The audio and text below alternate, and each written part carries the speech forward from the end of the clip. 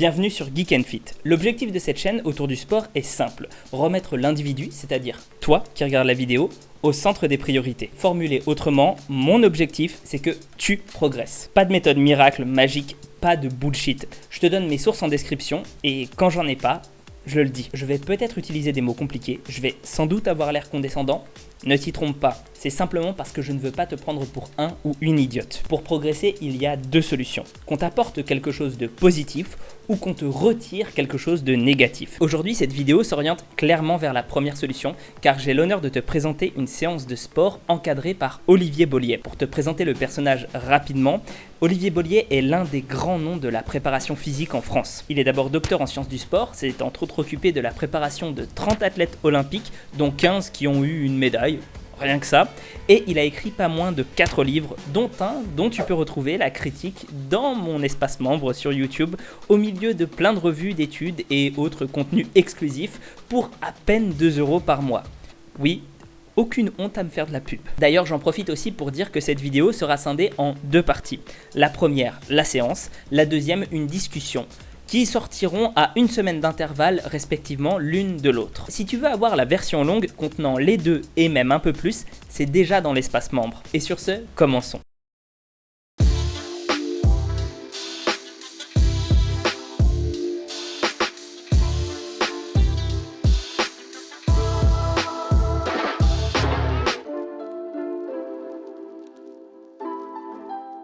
Aujourd'hui, on se retrouve avec Olivier Bollier, qui est préparateur physique français, qui s'occupe d'athlètes olympiques, et on va faire une séance un petit peu axée autour de la puissance. On expliquera tout ça, soit dans la discussion après, soit un petit peu en parlant pendant la séance, et bienvenue. Bonjour à tous, alors aujourd'hui on va développer la puissance, ce que les athlètes appellent l'explosivité sur le terrain, mais on va la rationaliser, l'illustrer, avec un appareil qu'on appelle un appareil qui mesure la vitesse, le VBT, le Velocity Based Training. C'est l'appareil qui est déjà accroché à la barre du développé couché. Donc là, ce qu'on va d'abord faire grâce au VBT, c'est trouver la charge sur le développé couché où Gaïs produit le maximum de puissance. Donc on va faire une gamme montante avec des charges qui augmentent petit à petit et on va mesurer à chaque fois la vitesse. Et comme avec la vitesse, je vais indiquer aussi le poids de la barre, on obtiendra la puissance. Et à un moment donné, on va voir qu'on a la puissance max pour Gaïs. Et puis, juste aussi, je vais préciser, ce petit appareil-là, qui s'appelle le GymAware, c'est ça?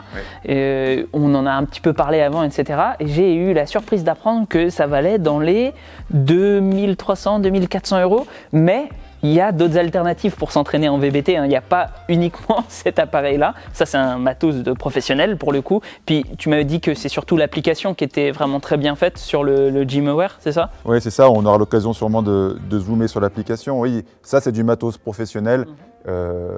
Évidemment qu'on ne peut pas l'acheter pour une utilisation lambda. Par contre, il existe du matériel qui coûte quand même quelques centaines d'euros. En dessous de ça, tu trouves rien qui est vraiment intéressant. Ça commence un peu plus à se développer avec les applis portables, machin, mais c'est pas super fiable, c'est ça?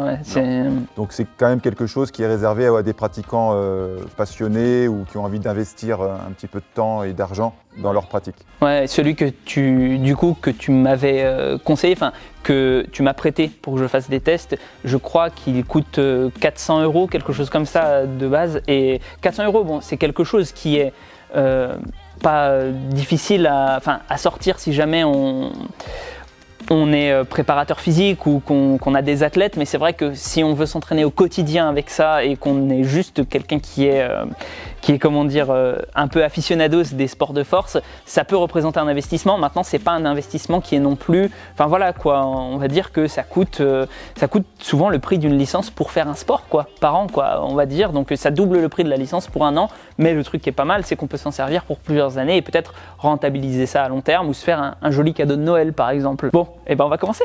Allez, commence à t'échauffer et puis on va faire une gamme montante.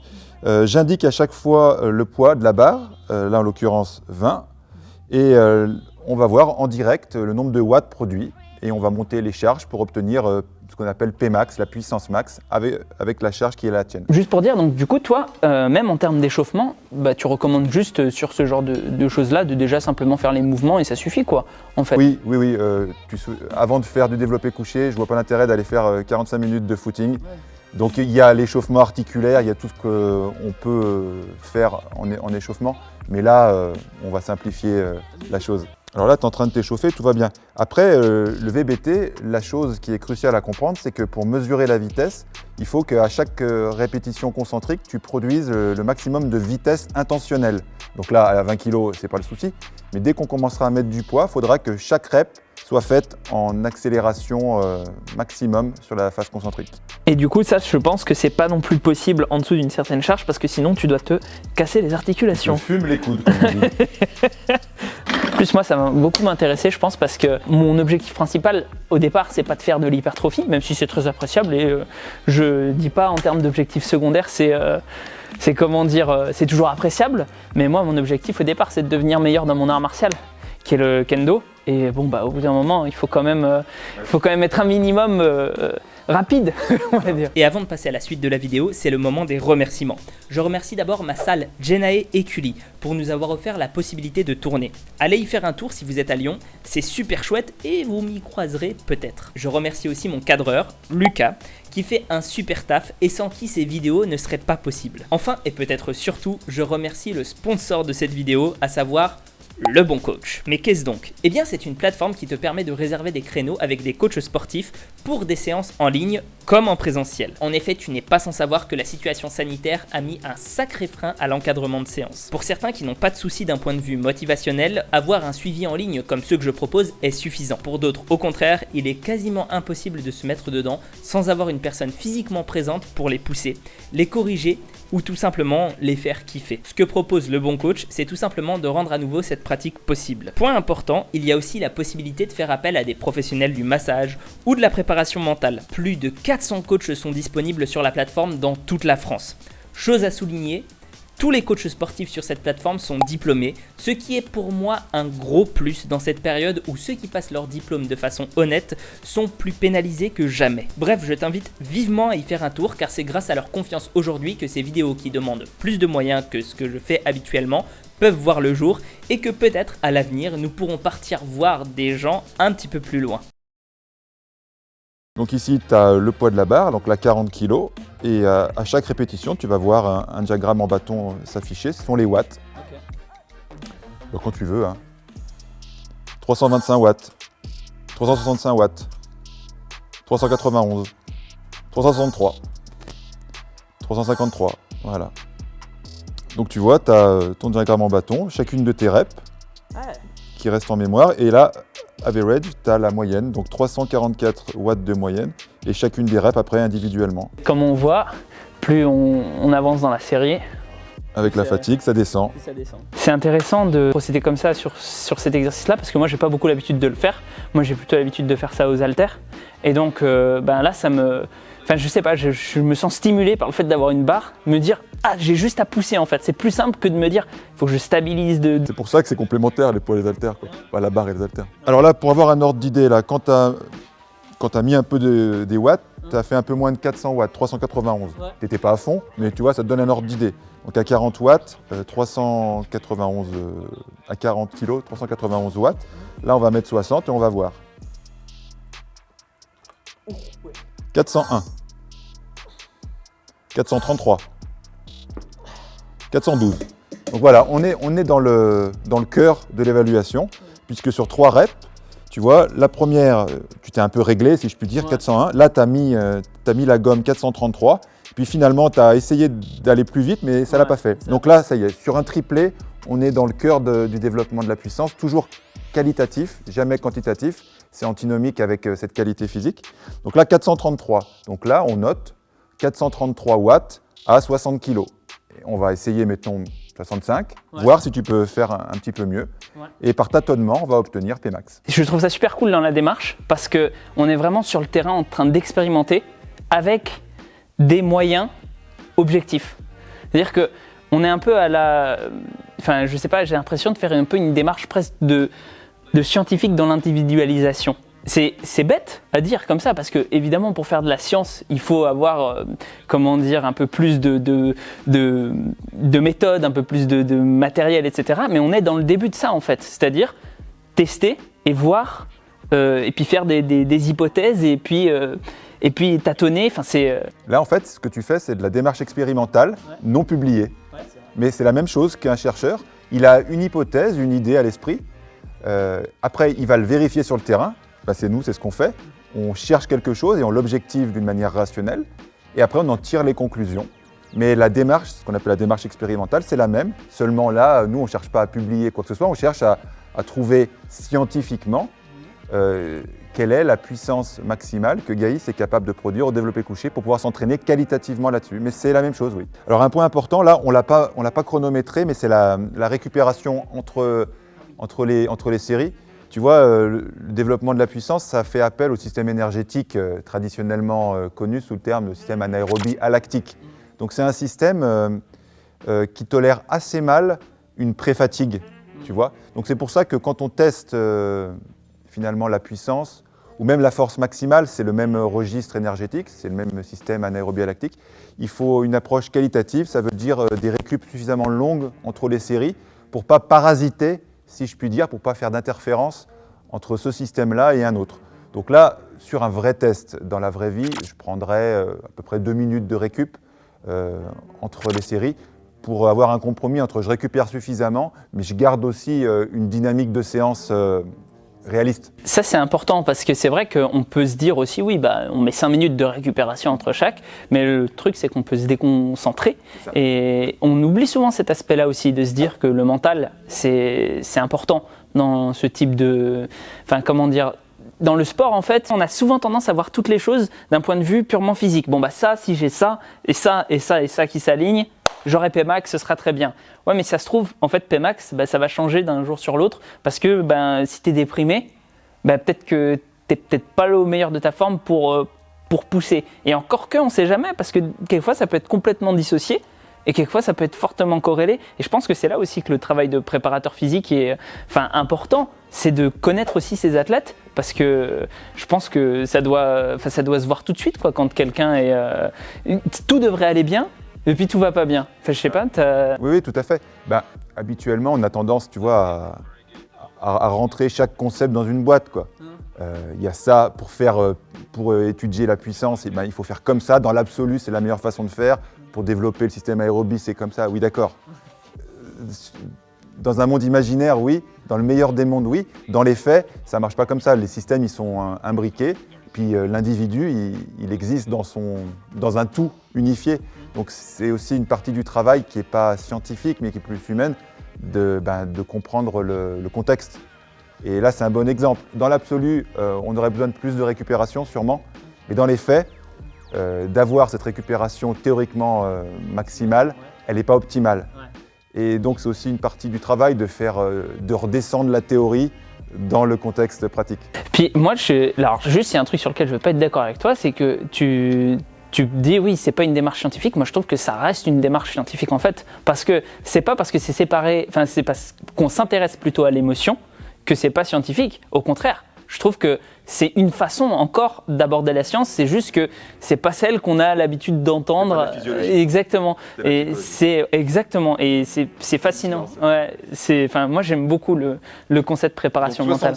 Donc 433 à battre. 414, 456, 429, posé. Donc 456, c'est normal, on continue à monter. 456 watts à 65, pareil, même schéma, t'as vu ? Ouais. Première rep, moins puissante que la seconde, et troisième rep, moins puissante que... C'est souvent ça en fait, la deuxième rep, ça fait un pic. Ouais. Et la troisième rep, ça redescend. C'est assez traditionnel comme schéma. D'ailleurs, ça, c'est un truc aussi intéressant. Il faut aller voir ce que fait Olivier Bollier sur sa chaîne YouTube et sur ses réseaux sociaux, parce qu'il fait souvent des petites analyses très simples, mais très, on va dire, c'est synthétique et on en apprend beaucoup sur les différentes études scientifiques qui sortent au niveau du sport. Et franchement, moi je vous invite à aller voir ce qu'il fait. En plus c'est sur cet iPad là, non, où, que tu fais, il y a des slides, etc. Bon, je suis sûr qu'en plus si on l'encourage bien au fur et à mesure, il va même mettre une face cam à un moment et puis il va vraiment se prendre au jeu de YouTube. Mais franchement c'est de la qualité quoi, donc profitez-en. Il y a quelqu'un qui vous apprend des choses gratuitement, autant y aller. Sans transition. Alors, voilà, la puissance, qu'est-ce que c'est? Parce qu'on veut développer la puissance, mais fondamentalement, c'est quoi? Alors, scientifiquement, la puissance, c'est le travail divisé par le temps. Alors ça ne nous parle pas trop, hein, moi. Mais le travail, en fait, si on développe, c'est la force multipliée par la distance. Tu exprimes une force sur un trajet. Donc, force multipliée par distance divisée par temps. Quand on sait que la vitesse, c'est distance divisée par temps, on arrive à l'équation plus simple qu'on connaît. La puissance, c'est le produit de la force par la vitesse. Alors, en quoi c'est le nerf de la guerre, la puissance en préparation physique sportive? Alors, pour comprendre, on peut prendre deux exemples. D'un côté, on a la force athlétique, le powerlifting. Prenons l'exemple du développé couché en powerlifting. Et puis, pour comparer, on va prendre l'exemple du lancer de poids. D'accord? On va juste s'occuper de l'articulation de l'épaule. Et on va dire, pour simplifier, que pousser en développé couché la charge la plus lourde possible, ça ressemble à pousser son poids le plus loin possible, mais que pour l'épaule. Hein. C'est le même pattern, le pattern de répulsion. Admettons, d'accord, qu'on compare les deux. D'un côté, le powerlifting, ça exprime le maximum de force, la force absolue. Par rapport au temps en question, on n'a pas de mesure de référence, c'est-à-dire qu'on veut soulever la plus grande charge possible, peu importe le temps que ça prend. Et effectivement, battre le record du monde en développé couché, ça ne prend pas une demi-seconde, ça en prend 2, 3, 4 ou 5 secondes pour lever la plus lourde charge possible. Donc là, le powerlifting, c'est sur un continuum, ce qui est le plus proche possible de la force absolue. Et puis de l'autre côté, tu as le lancer de poids, ce mouvement de l'épaule qui, on a dit, ressemblait au mouvement du développé couché. Et bien là, tu as juste, je dis entre guillemets juste, un poids de 7 kg dans la main et tu dois l'éjecter le plus loin possible. Donc c'est le même pattern de répulsion, mais la charge est bien plus faible, ce qui fait que tu vas, pour lancer le poids le plus loin possible, devoir imprimer à cette sphère de fonte de 7 kg la vitesse la plus grande possible. Et là, on retrouve notre problématique de puissance, force par vitesse. Donc avec ces deux exemples, le powerlifting avec le développé couché où tu exprimes la charge la plus grande possible, la force la plus grande, mais avec une vitesse très faible, et de l'autre côté le lancer de poids, une charge bien plus légère, mais une vitesse bien plus grande.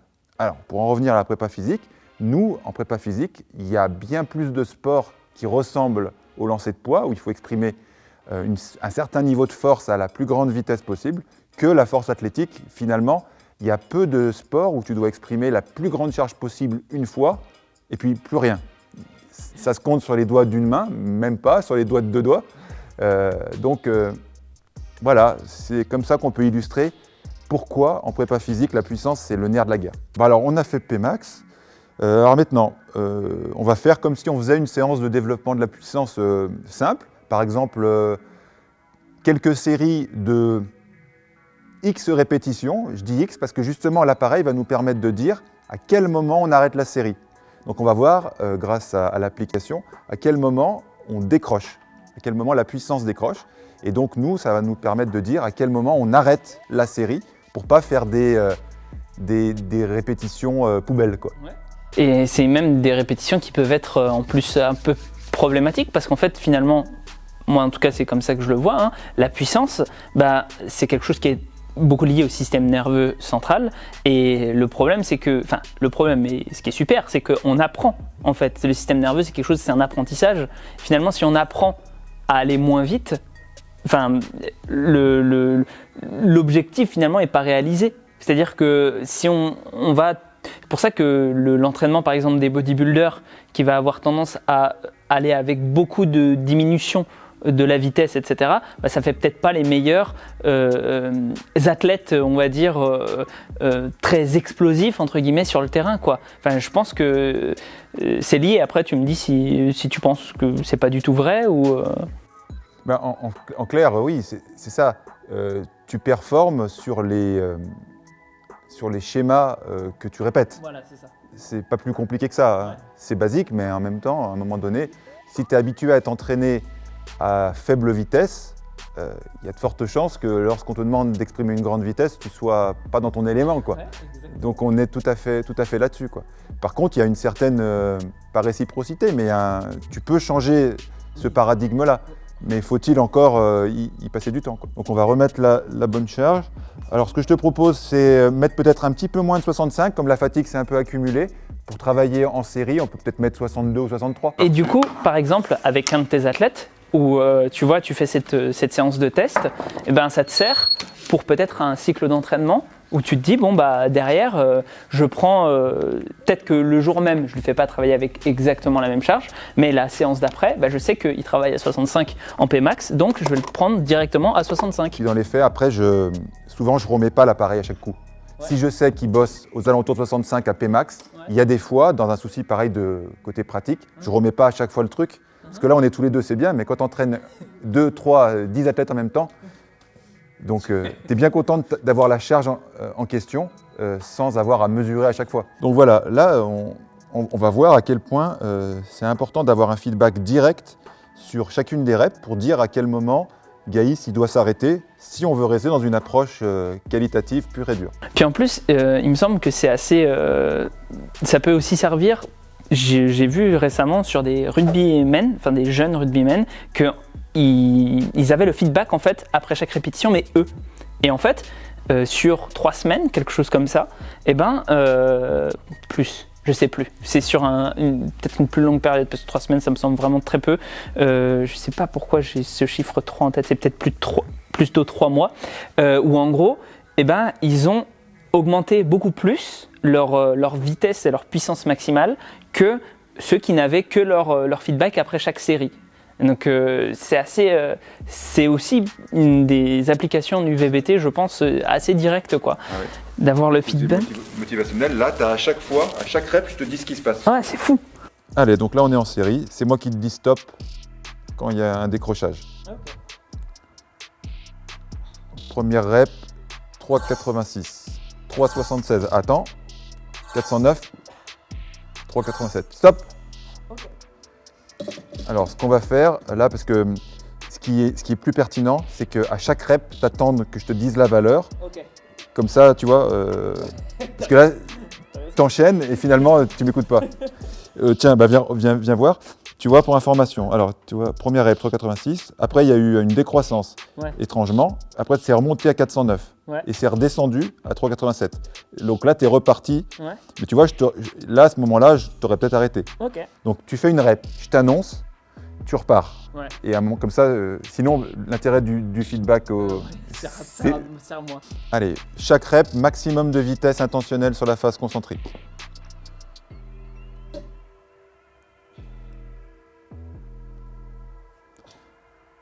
« 3,92, vas-y. 3,94, c'est mieux. Attends, 3,92, allez, encore une. 3,99, c'est mieux, une cinquième. 3,84, pause. Voilà, donc là, tu vois, on a un cas d'école. C'est très bien, viens voir. Donc, 5 reps, 3,92 en watts, 392, 394, donc un tout petit peu mieux, parfait. 3,92, toujours très proche, à quelques watts près. Tu repars, tu arrives à en balancer une quatrième, toujours dans les mêmes niveaux, même un petit peu plus. Et 5e rep, on voit un décrochage, tu vois. Là, 3,84, je t'arrête. Ça veut dire que tu as fait 5 reps parfaitement qualitatives, à chaque fois avec un retour d'information aussi et un encouragement. C'est un autre travail de faire 5 reps qualitativement gérés par ton coach, plus par l'appareil, que faire 5 reps en pensant à ce que tu allais mettre dans ton shaker après, quoi. Clairement, tu vois. Clairement. Par contre, c'est important que les gens comprennent ça, c'est que ces reps-là, elles sont coûteuses en termes d'énergie. En termes de mobilisation du système nerveux, c'est coûteux.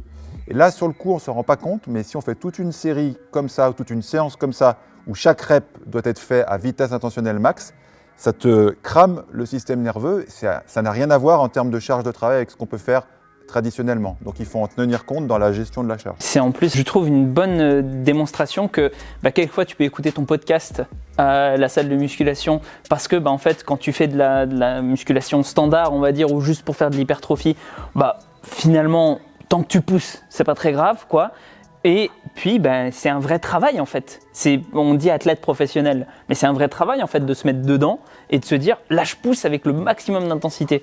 Et voilà quoi, il y a des facultés mentales aussi à développer quand on est athlète. Voilà, j'espère que cette partie 1 t'aura plu. On se retrouve la semaine prochaine pour la discussion où nous reviendrons plus en détail sur les applications diverses et variées du VBT. Pour l'instant, n'hésite pas à liker, partager, t'abonner, aller voir mon Insta où je partage des trucs que je pense cool, ou venir sur le Discord là où nous faisons régulièrement des chroniques les samedis sur plein de sujets différents. Et sur ce, prends soin de toi et à la prochaine.